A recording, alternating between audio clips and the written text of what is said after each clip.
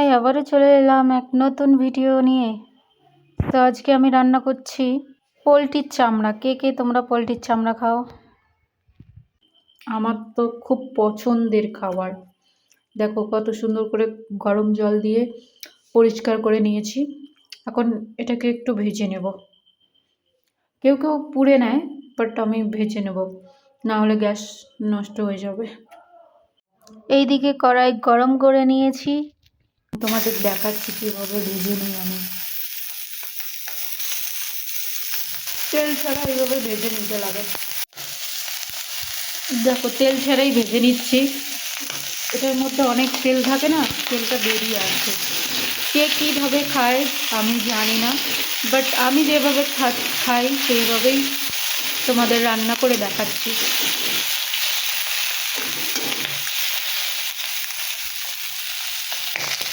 খালি রান্না করলে বেশি ভালো লাগে, বাট আজকে আমি আলু দিয়ে রান্না করব। আলু দিয়েও ভালো লাগে। তোমরা কড়াই যখন এইভাবে ভেজে নেবে একটু দূরে সরে থাকবে।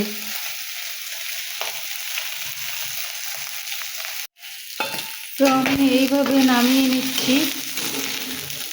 দেখো তেল বেরিয়ে আসছে এটার মধ্যে থেকে, দেখতে পাচ্ছ?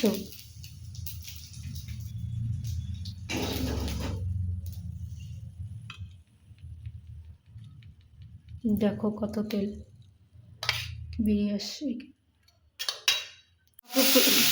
এখন বাকিটুকু দিয়ে দিলাম। তো এইদিকে রেডি করে নেব হচ্ছে আদা, রসুন, পেঁয়াজ, মরিচ সব কিছু রেডি করে নিচ্ছি। এদিকে পেঁয়াজ মরিচ কেটে নিলাম।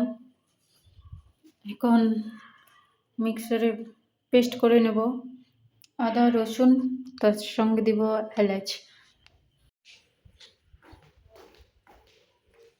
এইদিকে আমি ছোট করে কেটে নিয়েছি।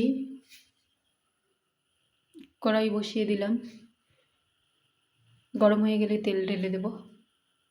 সামান্য পরিমাণে তেল দিয়ে দিলাম। এখন পেঁয়াজ কাঁচামরিচ দিয়ে দেব। পেঁয়াজটা একটু ভেজে নেব।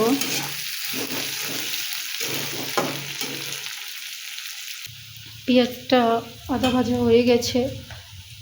আমি আলু দিয়ে রান্না করব, তাই প্রথমে আলুটা দিয়ে দেব।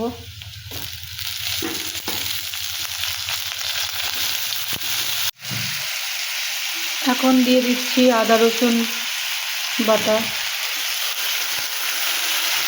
দিয়ে দিচ্ছি জিরার গুঁড়ো, হলুদের গুঁড়ো, স্বাদ অনুযায়ী লবণ দিয়ে দিচ্ছি, লঙ্কার গুঁড়ো দিয়ে দিচ্ছি।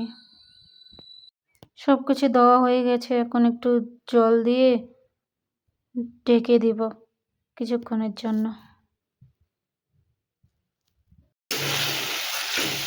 আলুটা আমার কষা হয়ে গেছে। এখন চামড়াটা দিয়ে দিলাম, আবারও একটু জল দিয়ে দিলাম, ঢেকে দিলাম। এদিকে ভাত বসিয়েছি। তো ফাইনালি আমার রান্না কমপ্লিট। লাস্টে গরম মশলা দিয়ে নামিয়ে নিলাম।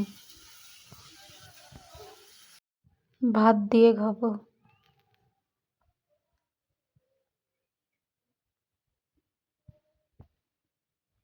এখন হচ্ছে খেতে বসবো। সো আজকের ভিডিও এইটুকুই। Tata, bye bye.